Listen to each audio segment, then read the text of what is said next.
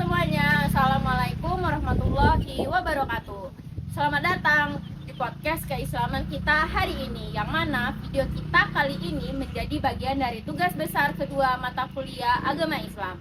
Nah, kebetulan kita lagi duduk-duduk santai nih buat ngebahas topik yang bakal kita bahas nanti. Sebelum kita bahas topik yang super seru hari ini, kita kenalan dulu nih sama teman-teman yang bakal kita ajak diskusi.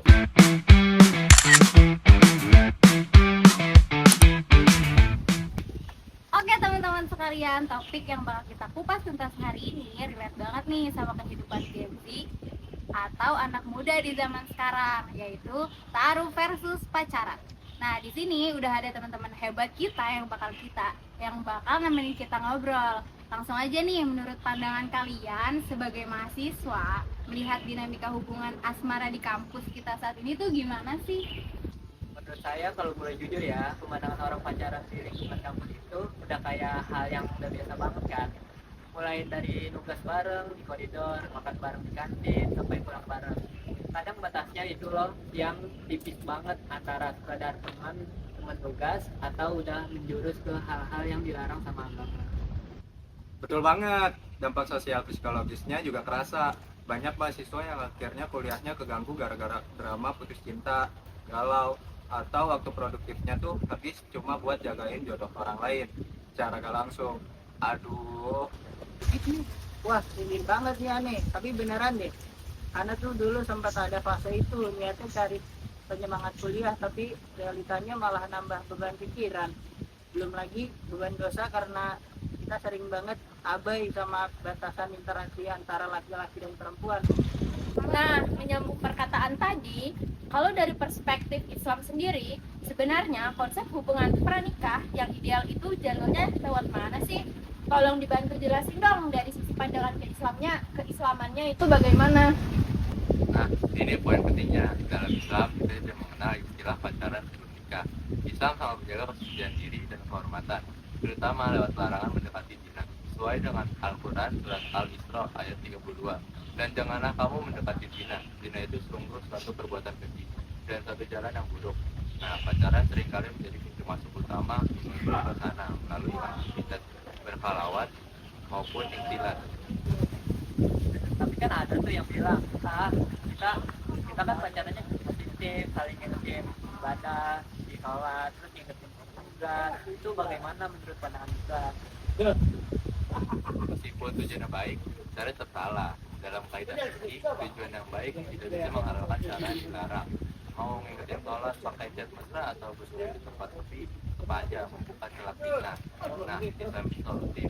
Islam memberikan alternatif yang jelas dan hormat, namanya ta'aruf.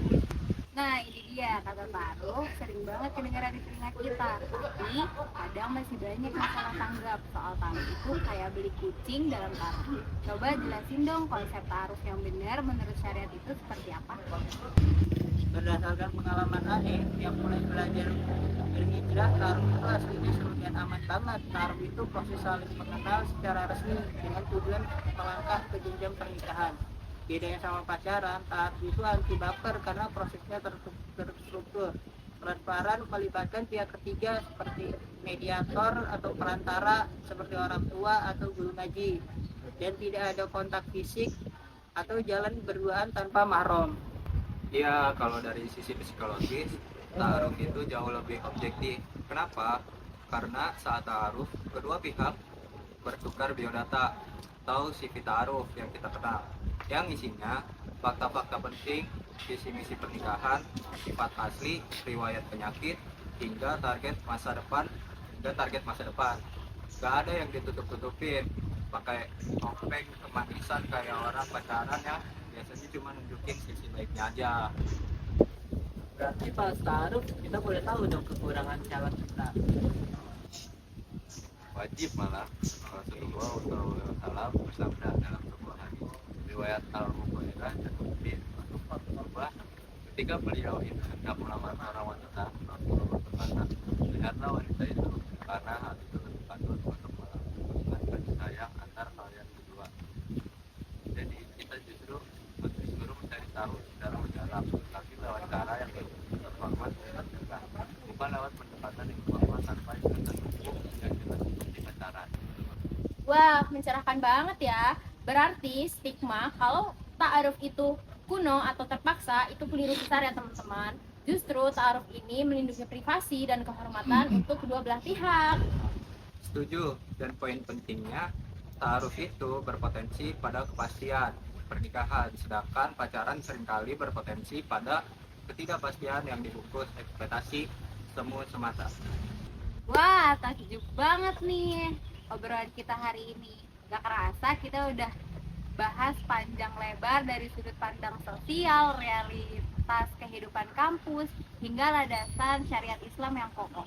Sebelum kita tutup podcast hari ini, mungkin ada kesimpulan atau closing statement dari teman-teman? Silakan.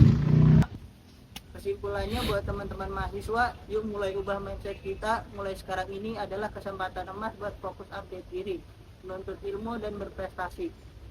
Urusan jodoh serahin aja pada skenario terbaik Allah melalui jalan yang diridhoinya.